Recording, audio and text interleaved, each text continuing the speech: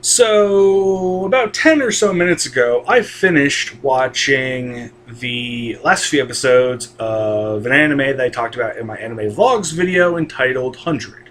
And it's really good. I give it 2 thumbs up. The animation's really good, except for a few places, which I'll talk about in the video. The voice acting's really good, but that's down to Japan having a wide variety of voice actors. And I hope they don't do a dub of this show because of the fact that American and honestly Western voice actors are in small number, and you would just hear a bunch of the same voices used, and it would just diminish the entire series. But the character designs are really good, and the music's really good. The opening, if you haven't watched the show or heard the opening's called Blood Red by D-Selections. And just Google the shit out of that. Pause this video right now and Google the shit out of that. It's a really good song, and I can't explain why I like it. I can kind of maybe give you reasons why I like it, but I can't really pin down why I really like it. In the beginning, at least when it's, in the opening of the TV show, the female singer sings for a little bit.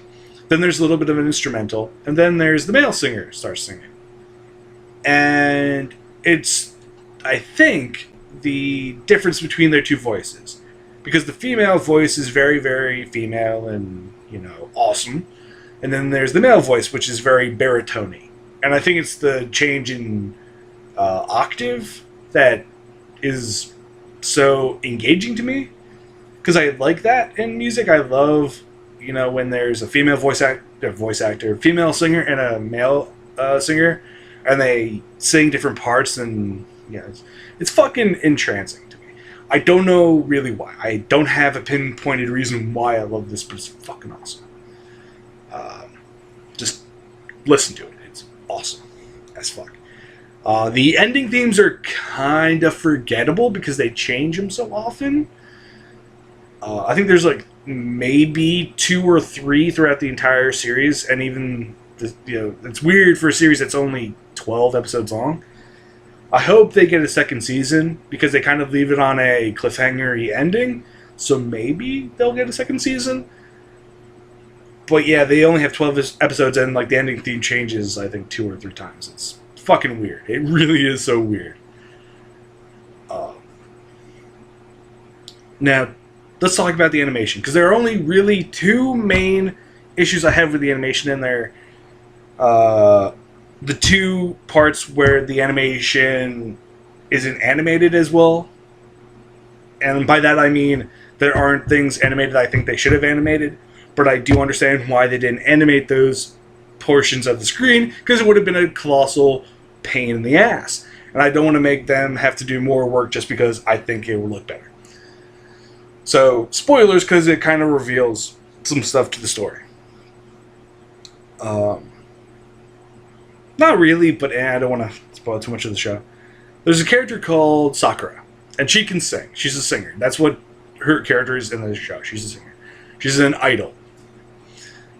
And she has this concert that the main character, Kisaragi Hayato, goes to, because her sister is a big fan and, sees her sing.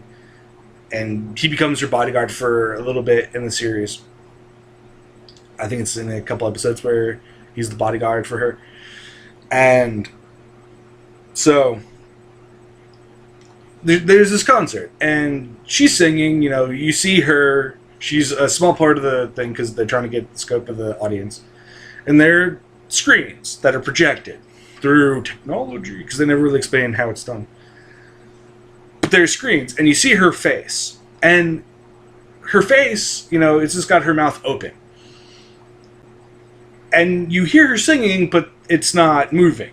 And that just irks me, but I understand again why they didn't do that, because the fucking animation required to do that would have been a colossal, as I said before, pain in the ass. I don't want to give them more work just because it would please my eye.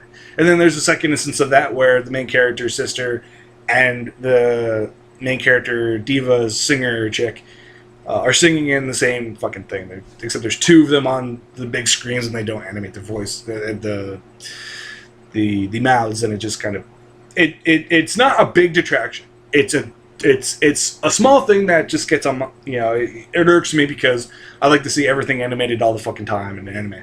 But again, I see why they didn't fucking do that, because it would have been a colossal pain in the ass.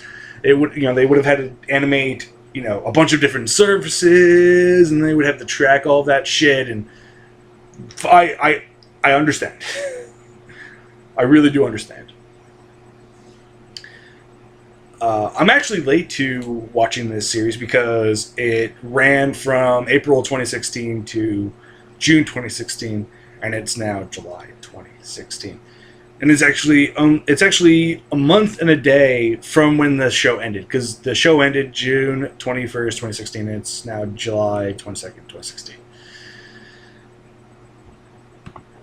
And it's done by TV Tokyo, Satsu, Half HP Studio, ATX, Dive 2 Entertainment, Avex Pictures, which doesn't surprise me because I think Destructions is an act that is owned by Avex, so it doesn't really surprise me. And then BS Japan. It's produced. The studio is Production IMS, and this is all coming from My Anime List. The genres are action, ecchi, or ecchi, I don't care the fuck you say that shit. Harem, mecha, romance, school, and sci-fi. And the characters, and it's weird that they have them listed like this on My Anime List, because the main character, the story that the character that the story revolves around is Kisaragi Hayato, or Hayato Kisaragi, if you want to be all Western about it. And he's like the third character listed. It's so fucking weird. So there's Emile Crossfode, who, spoiler, is also, her real name is Amelia Gutenberg. She's a princess, and Hayato met her when they were kids, and blah blah blah. Then there's Claire Harvey, and I'm reading this as a Western person would, not a Japanese person. Just throwing it out there. Then there's Sakura Kirishima.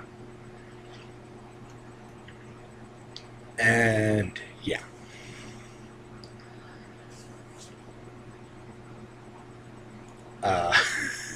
They're all good. I like Kisaragi's 100, which is the weapon.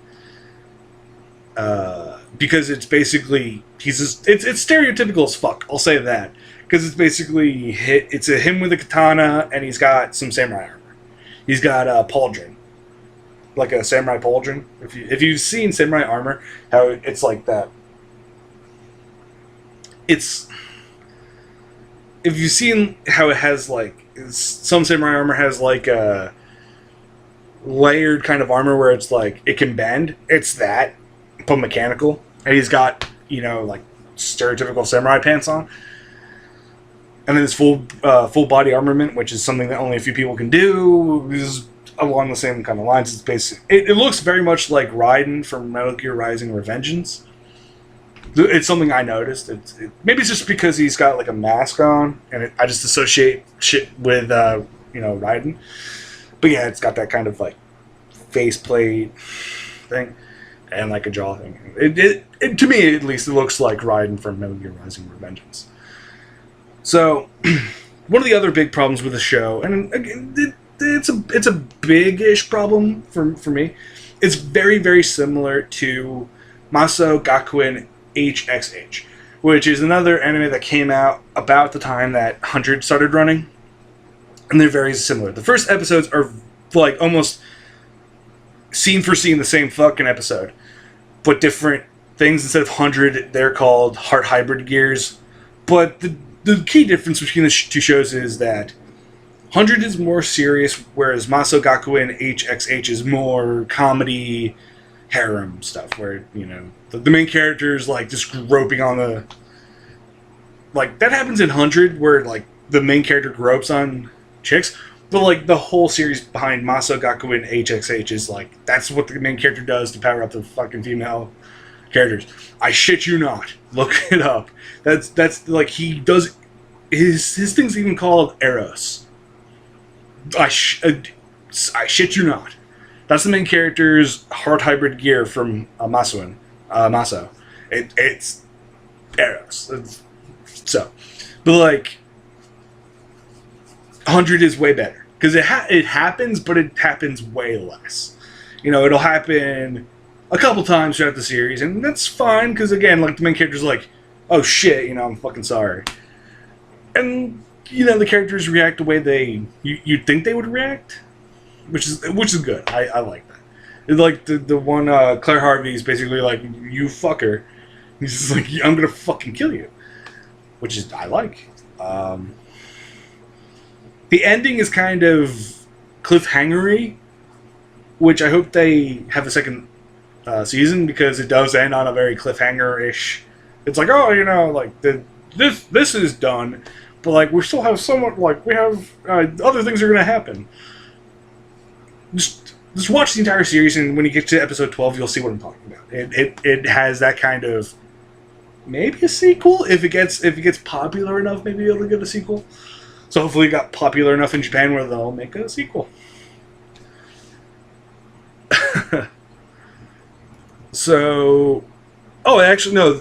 Actually, there are four. There are four fucking ending themes. I thought there were only 2 or 3 ending themes. No, there's fucking 4. But there's only one opening theme, and it's Blood Red by Deselections, as I said. The ending themes are Eyes on Me by Emilia and Sakura, which is okay. That's kind of interesting. And I'm assuming they're talking about the characters, Emilia and Sakura, which, wow. And then Tabulous, which is sung by Claire and Liddy, and Erica, which are characters, which is cool. Hardy Buddy by Reita and Fritz, which, again, is their characters, their team. Jewels of Love, which is the final... actually, no, that's right. The final episode actually doesn't have an ending theme, I don't think. It just kind of ends on the end of the series. But so 10 through 11, it's called Jewels of Love, and it's sung by Sakura and Karen. Sakura is the singer, and Karen is the main character's sister. Which I didn't know that. I honestly didn't know that. The songs actually had the voice actors and actresses singing the songs. It's kind of cool that I know that now. But it is broken up, you know, it's a couple episodes each, which, again, if it was longer, I could see them doing that, but it's 12 episodes. So I don't, So, on my anime list, it has a 6.51 score out of 10, I think. I'd give it 10 out of 10, honestly. Yeah, 10. I'll do it right now. Adding my review of it right now. I gave it 10 out of 10. It's really good. It's actually ranked higher. I don't know how they're ranked, so. But yeah, so it's a good series. You should watch it. It's PG-13, and I think Maso Gakuen.